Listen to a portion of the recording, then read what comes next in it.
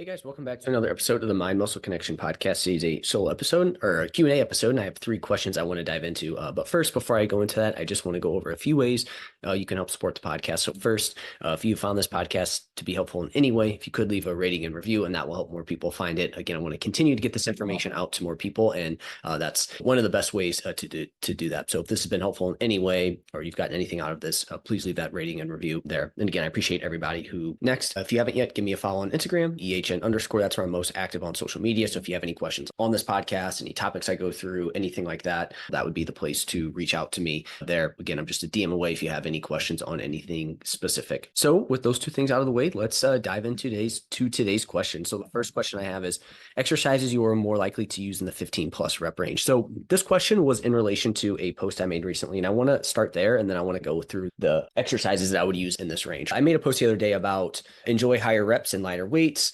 And really, when we do higher reps and lighter weights, we're thinking probably anywhere from that 12 to 15 plus rep range there, right? And so I want to go through just a few kind of potential issues and mistakes made with this approach, again, when it comes to muscle growth. And then I'll talk about some exercises that I'm more likely to use in this rep range and when we may use this rep range there. Basically, this was a post. There was a study, strength and hypertrophy adaptations between low versus high load resistance training, a systematic review and meta-analysis. This was in 2017 from Brad Schoenfeld and colleagues. And the findings indicate that maximal strength benefits are obtained from that use of heavy loads. So if we are trying to get stronger, we do need to be specific with that rep range, right? You want to increase that strength. It's probably a good idea to at least do some 1 to 5 rep range, lift heavy with that. But from a muscle standpoint, muscle hypertrophy can be equally achieved across a spectrum of loading ranges. And they found that rep range was anywhere from 5 to 30 reps. This doesn't mean if you do 4 reps, you're going to get absolutely no muscle growth. And this doesn't mean that if you do 31, you're not going to get any muscle growth either, right? It's just the most optimal range there, right? Again, so we can build muscle through a wide rep range so long as the target muscle is taken relatively close to failure. That is the big thing here, is we do need to make sure that if we're going to work in this wide range, one of the things that is a prereq is that within that rep range, you're training within 1 to 3 reps from failure. We'll dive into this here. This is one of the potential mistakes, but heavy loads, anywhere from 6 to 10 reps, you could probably get away with keeping a couple reps in the tank and still see really good growth over time. Whereas when we get in those higher rep ranges, it's more important to get closer to failure, but we'll talk about some issues with that. Okay. So again, another kind of benefit there of using that 6 to 10 rep range. But again, the big thing is that we do take it relatively close to failure. No matter what, if we're training with 5+ reps in the tank, you'll see a little bit of muscle growth, but again, you're just not being as efficient with your time as you could be. So I wanted to start off with that, right? Because you can build muscle within this rep range, but there's probably a range that's going to be most useful and most efficient. But again, if you like training with these higher reps, we can certainly make it work. Okay, so the first kind of mistake issue here with this rep range is it's harder to gauge failure. Okay, so you think you're closer to failure than you actually are. So again, we talked about, hey, you can train within any rep range, but the big thing is that you need to make sure you are close to failure. But the problem is it's harder to gauge failure in this rep range, right? Research shows that the higher the reps get, the harder it is to know how close to failure you are. This is from a study from Halpern et al. In 2022 titled Accuracy in Predicting Repetitions to Task Failure in Resistance Exercise. And they found that when the number of repetitions performed to task failure was lower, they were more accurate, but when it was greater, they were less accurate, okay? So not only do we have to get closer to failure, but it's harder to gauge failure, okay? Things like the burn or your cardio system are more likely to be the thing that causes you to stop your set over your target muscle truly getting close to failure. So like when we're in this rep range, it's important that we get closer to failure, but it's harder to gauge it.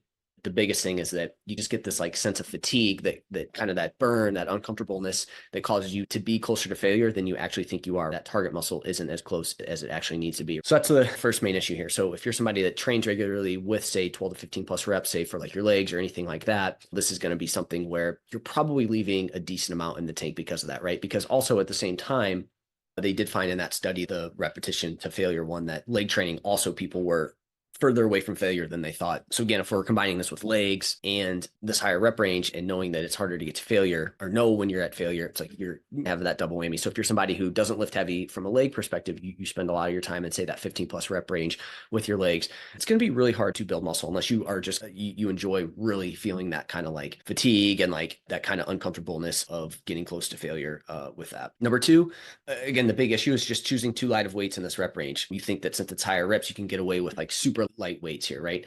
But you end up running into the first issue to where you need to complete somewhere between 20 to 30 plus reps to truly take the target muscle close to failure. Again, that sounds awful, right? So not only are we staying far away from, again, it's these higher reps again, that's harder to get to failure, but people end up like underdoing how much weight they need to do, right? Like you probably need to lift a little bit heavier weight than you think in this rep range. It's like, oh, it's higher reps. Oh, I can just get away with really light weights here. And again, that's going to cause you to have to get probably in the 20 to 30 plus rep range, which freaking sucks. So again, that's the second thing there with that.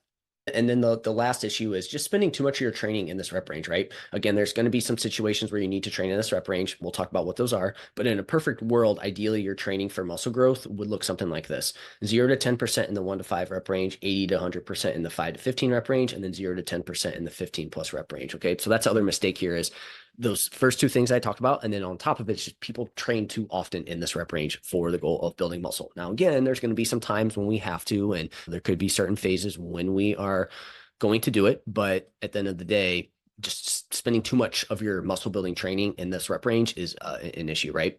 So times when I'd be more likely to program 15 plus reps, personal preference. If somebody really enjoys it and they really like, and they know that they need to get close to failure on this, that could be a time that we do it, right? Personal preference, you enjoy it.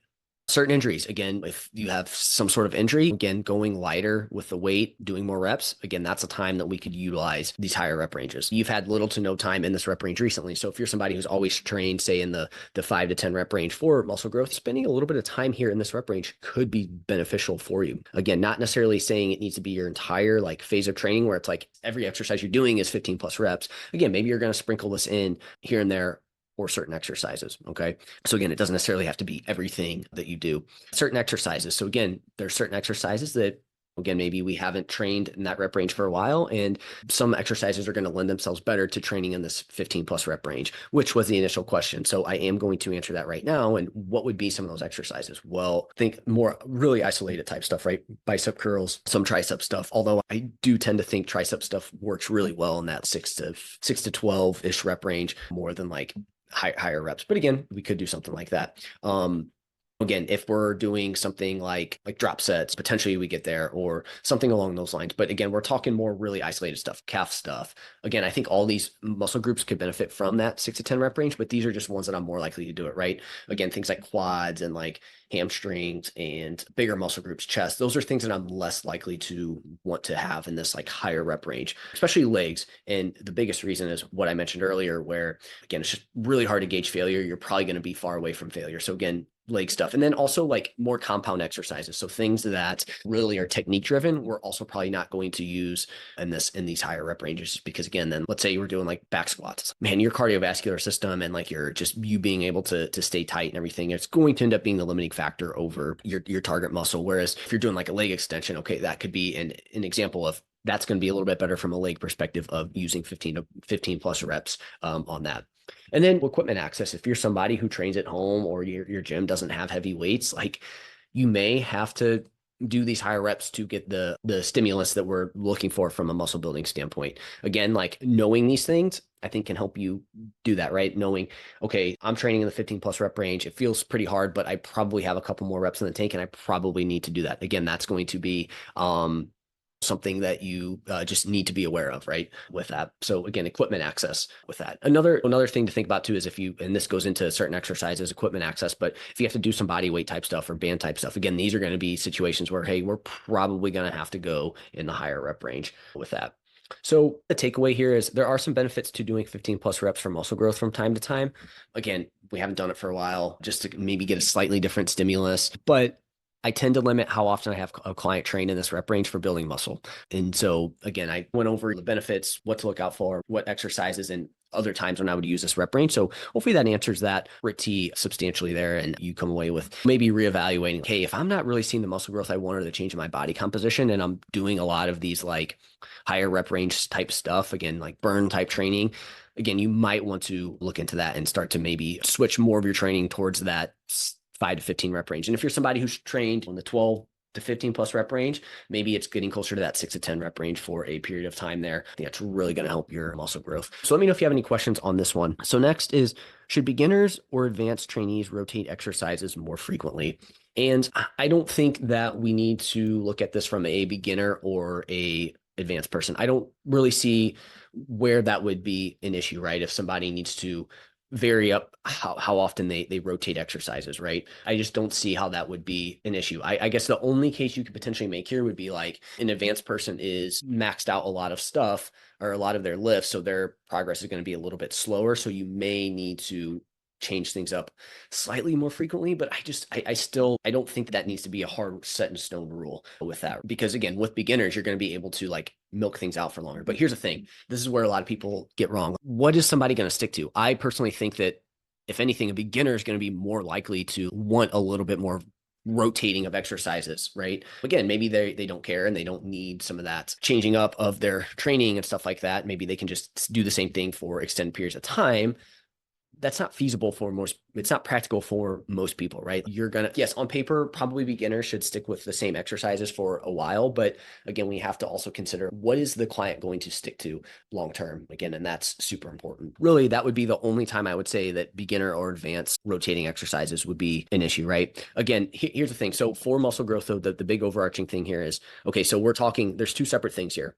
How much variety you have in your training in terms of exercises, right? So let's take one extreme of the example of very little variety would be you just do like a squat, bench, bent over row, and a deadlift. Okay. That's like very little variety in your training. Okay. That's probably way too far. Probably need to vary it up a little bit and get a little bit more exercise variety within your program. Okay. So that's one way to look at it. Because again, if we just do those things, that's going to be a good base, but you're going to be missing out on a lot of, I don't want to say regional muscle growth, but you're not going to get full development of all your muscles if you just do those, right? People will say that, oh, that's all you need. And again, it will get you a good base. But again, there's going to be things that are really lacking if that was the case, right? And again, that's an extreme example. So we want to have enough variety to where there are no major holes from a muscle group standpoint. So my best example of this would be like, okay, if you just back squat for your quads, which again, you hear that all the time. Oh, you just need a back squat and you're going to grow your legs. Again, that's going to help you grow your legs. But for example, squats aren't great at growing the rectus femoris, okay? That big muscle in the middle of your quad, the middle quad muscle. With that, you need to do some sort of leg extension, okay? So again, you're already missing out there. When it comes to back training, yes, if we just did a bent over barbell row, that's going to develop a lot of your back. But we probably need to break it down a little bit more to where, hey, we probably want to do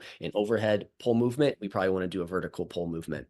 But even within that, we probably want to do a few that are a little bit more lat focused and a little bit more that are upper back focused, okay? So you can start to see where there does need to be some nuance with their training and there needs to be a little bit of variety there. So we do want to make sure there's no holes from that perspective. Now, from there, how often do we change up our programming? How often do we change exercises that we're doing? And I would only do it if you were super burnt out of an exercise. It's like, man, I freaking hate it. I've been doing it for so long. It doesn't feel great for you anymore. It bothers you. Or you have some sort of like pain with it or whatever it may be. Or you've just been doing it for so long, it makes sense to do some other variation for the time being, right? Those would really be the only times where I'd say you should change something. Now from there, it really just comes down to, okay, what is going to be practical from what's somebody going to stick with? I could sit here. Ideally, we would stay in the same training cycle for say 6 to 8 weeks. You would progress that.